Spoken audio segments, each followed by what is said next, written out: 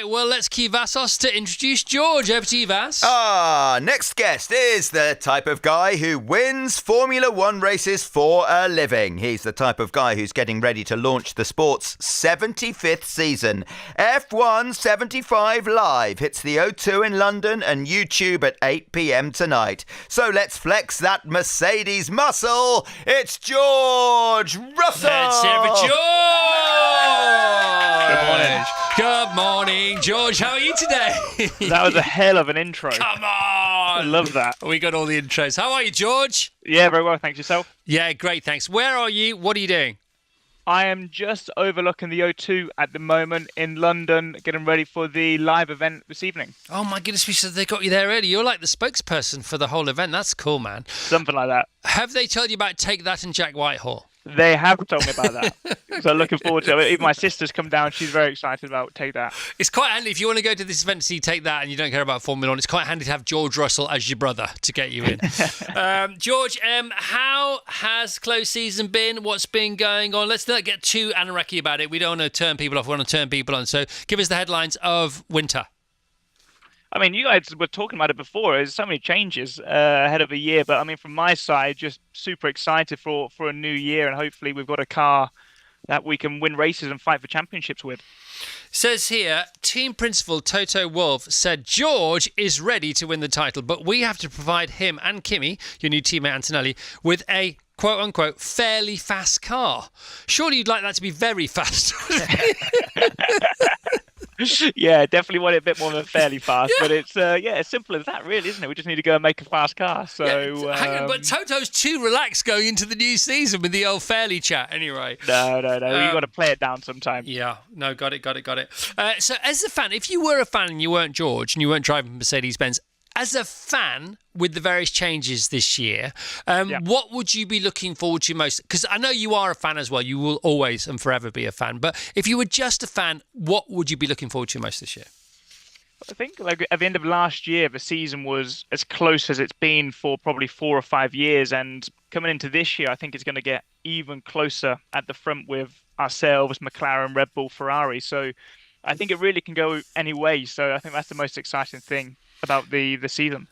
And what about other changes? Because we know about driver changes. Obviously, Adrian Newey going to Aston Martin is a big deal for those who know, as this sort of wizard-like aerodynamicist. Rule changes and things like that I'm not aware of. Anything big that's on the radar for the drivers and the teams? This year, there's not too many changes. I think that's why it's going to be quite an exciting year, because everyone's just building off what they did in 2024.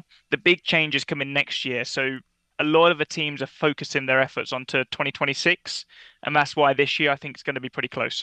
That's interesting, isn't it? Because that could go either way. So I'm not going to say it's like a mufti day at school, because it's sort of the last sort of knockings of a time that's gone by. But if people and teams are, with the budget cap, spending cap, focusing on next year, it could be a bit of a free-for-all this year, as far as F1 can ever be that. Yeah, I mean, it's going to be really interesting because you've only got so much money you're allowed to spend, and you have to decide if you spend it on 2025 or on 2026. So if you spend it more on 2025, you can probably go out and win the championship, but then you'll feel the pain in 2026. So I think for all the teams, they're going to see how they start the season. For us, we'll take a view on how we're performing and then decide if we want to spend a bit more money this year or focus the efforts onto 26. And we know that tonight's event is live on YouTube, which is very exciting. YouTube is the future. I know that sounds like I'm, an old rusty, dusty fart here, but it remains the future, because we haven't even seen the beginnings of YouTube, I don't think, yet. And of course, your job is you're a social media savvy. You're more than that. You're literate as far as social media is concerned. What is the sort of workload or the schedule of a driver nowadays compared to what it used to be, even maybe as recent as last year, or at least the last 5 years? Because when Jurgen Klopp, when he stood down at Liverpool, he said that the media commitments after each match were just so different to when he began. It was like where there was 3 interviews, there were now 15 interviews. obviously you have to embrace that. You have no choice. Can you just speak to that a bit, the colour of that, if you don't mind? I mean, my first time on Virgin Radio, so it's clearly getting busier Sorry year about on year. that. Yeah, sorry. So, no, I mean, in all honesty, like even when I was a fan growing up, you only see the sort of the top of the pyramid, and you only see the races, and you think the drivers go home on a Sunday and enjoy the beach back home and get in the sunshine. But the fact is, we probably spend about 40 to 50 days a year, including travel on sponsor events. And I think that's why Formula One is in such a good place now, because they recognize the importance of this promotion and things like this event. Of course, it's time that we're spending that we'd prefer spending in a race car, but you recognize that you need to give back to those who support the sport. Yeah, the attendance numbers are off the chain nowadays, aren't they? So, and it's all glamorous, isn't it? It's all got its own glamour. I've never been to a US race, but are they completely different? Is it like visiting different worlds throughout the race calendar? Yeah, it is, to be honest. I mean, every race now is like a mini Super Bowl, and it's really cool that we go to all of these different countries because the culture is so different everywhere you go, and even between the three American races, Miami, Vegas, and Austin, it's just like a totally different atmosphere every time you go there. So yeah, you'll have to come along. No, I would love to. I would love to. And so there's always the sort of evergreen conversation about the future of the British Grand Prix, and also sure. Monaco has been brought into that conversation in recent years. How do the drivers feel about both of those? For British drivers, obviously, it's going to be a different story to others, maybe as far as Silverstone is concerned. But everybody hearts Monaco, don't they? They do, but in terms of Silverstone, if you've not been, Silverstone is like the best race of the season. I think last year it was almost 500,000 people were there over the course of the weekend. I think a few years ago, like Craig David was on, and there was, they're just like a big festival, people camping in the tents. And that's the one thing, being an F1 driver, I don't get to enjoy, watching F1, and all of my family come over, my friends, and they just love the weekend at Silverstone, so that's like a must go to. Right, tell us about your new teammate. Tell us about Kimi. He's young. Coming from you. Yeah, I mean, it's quite funny because I feel like a young guy. I only just turned 27 3 days ago, but now Kimi arriving. He's a really great chap, super fast. Obviously, got a lot to learn, but I always believe, like, if you've got the speed, you've got the speed. Yeah. And that's no different when you get to Formula One. The only difference, obviously, there's a lot of sponsor events and there's the spotlight is on you. But, I've got no doubt he'll keep me on my toes, and it'll be exciting. That's interesting. You say he's got a lot to learn. So if there were three things that you could pass on to your new teammate, let's forget it's Kimi because it's not fair, it's too personal, that you learned that you didn't know was there to be learned or were there to be learned, what might they be in the first couple of years? It's rookie year, well, first 2 rookie years, if you can have 2 rookie years. Yeah, I'd say just don't worry too much what's being said, in the media or on social media. At the moment, everybody's got an opinion to be had, and it affects you, especially when you're a young kid and you're reading this stuff. You can have a great race and you see the positive comment and it makes you feel good, but you only need one small mistake and then it changes so quickly. But ultimately, I think that's the way it lies in all sports, to be honest, and in every industry. People like to share their opinion and ultimately just enjoy it, focus on the racing. Yeah, that's interesting. I was hearing somebody talking about NFL and hockey because thank goodness you don't have a halftime break in F1, because apparently a lot of the younger players, the rookie players, were looking at social media at half time. It's like, what are you doing that for? Maybe we do it in the pit stop. I don't know. Yeah, well, please don't do that. That's really interesting, though, isn't it? And of course, you are now the senior driver. Is that official? Is that how it works? Or you're the number 1 driver? Would that be fair? Mercedes-Benz? I mean, of course, the two more experienced, but from when I was teammates with Lewis, it was never seen as like a number 1 and a number 2. The team gave us an equal opportunity. We have the exact same car. I think in the past, teams used to prioritize one driver and they would bring all the new bits to their number 1 driver. But And Mercedes has always been totally fair, and when they bring new parts, they always bring enough for both drivers. And what will you miss from not having Lewis around? Tell us about him as a teammate, as a bloke. Because I've met him a few times, interviewed him a couple of times. But what was it like to have him in the same garage as you? Yeah, it was great, to be honest. I mean, for me, when you got a seven-time world champion as your teammate, it's such a good opportunity to show what you're capable of. But then also just learning how he deals with the team, how he kept the morale up when times were tough, how he always gave time to the fans. It was a difficult position for him being as large as he is, but when it was sort of one on one, he really is a great guy, and a bit of end of an era for him and the team. But I think it's exciting opportunity, for him as well, and interesting for the sport, but also for myself, for Kimi, for Mercedes. So I think it's good for everyone. Yeah, no, of course it is. It's all good, man. It's all good. Change is good. Change is what we're meant to do. Nature says so. And when was the first time you heard a whisper that Lewis might be leaving, and what was your sort of internal response to that?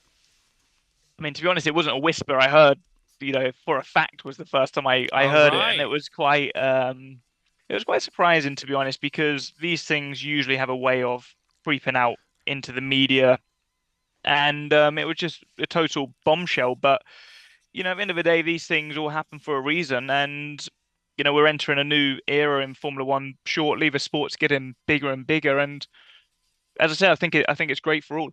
One more thing about Lewis. If you could have one of his, one sort of arrow in his quiver of talent, as well as your own abundant talent, of course, what would you sort of have transplanted from him to you? He was always very quick in the races, to be honest. What does that mean? So what does that mean? When Formula One drivers say that, because you all look pretty damn quick to the rest of us, what does it mean when you say he was pretty quick? What does that actually mean, George Russell? I mean, we have qualifying and we have the race. And yes. Qualifying is like a sprint. It's like a 100-meter sprint, and the race is like a marathon. Right. So last year, or over the 3 years, I was better in the sprint as such, in the 100-meter sprint. Right. He was better in the sort of over the course of the race. So wow. I probably matched him by the end of last year, but that was something that week in, week out, he was mega strong in the races. And that's because he's just done it more. So he has that. He's 40 years old, so a bit of experience. Yeah, and that's in you, isn't it? So he has a load of things that are sort of parked in him permanently, and that gives you. They always said that about Michael Schumacher. He could do all the basics so much better than everyone else. He had the extra capacity to then have a little think on the way round about what else he could do. Yeah, I think so. I mean, as I said before, I think with driving, you've either got the speed or you haven't. But when it comes to the races, you get that experience. You know how to deal with the tires and the pressure and all of that stuff. But ultimately, when you've got the car beneath you, things are a little bit easier. If you make a rocket ship, there's not quite as much pressure on you, and you can get into your zone and pull away from the rest. So, Formula One's challenging. Everything has to align. They always used to say about Jensen, didn't they? He was very easy on the tyres. There's a better phrase than that. I can't remember. Smooth, yeah. How does that? Is that just about braking? What is that about? Can't you just be a bit more smooth if you want to be, or is it in you again? Yeah, I mean, you can be, but for some drivers, if you try somebody else's driving style, you might just go slower. I've always believed you need to follow your own way, and I remember in the tennis players with Djokovic and Federer and Nadal. When they all had 20 Grand Slams each, they were three totally different tennis players, and yet they were three equal greats. But if Djokovic tried to play like Nadal, he would probably be worse off, and if Nadal tried to play like Federer, he'd probably also be worse off. So I think you've got to follow your own way. Your true nature, in a way. Whose tyres would you not want to be paying for on a regular basis? Then let me put it that way. Good question. Whose tyres wouldn't I want to be? Who rags the tyres? Come on. I've got to be honest. I mean, who's brutal? Leclerc's a pretty aggressive driver in that regard. I think that's he's often very quick in street tracks. I think he always pushes the limit a lot. So you see him in Monaco, in Singapore, always performing pretty well. But then in other tracks, it hurts you a little bit more. So again, when you got 24 races, the environment's totally different week in, week out. So sometimes it favors you, sometimes it doesn't. George, thanks for being so candid and so relatable in this interview. A couple of questions, a couple of fun questions to finish with. You are such a lovely bloke. You seem to be. I don't know you, but you come across so well. As a parent, what have your parents done? How come you've ended up so beautifully rounded as a human being? I hope my parents aren't listening, because I won't hear the end of it if I. Well, it's true. It's got to be true. So come on. I mean, can you, as a beautiful exemplar of a lovely son who's turned out to be a fully rounded, passionate, responsible, inspirational human being. What did they do, man? What was in the box of tricks? I don't know, to be honest.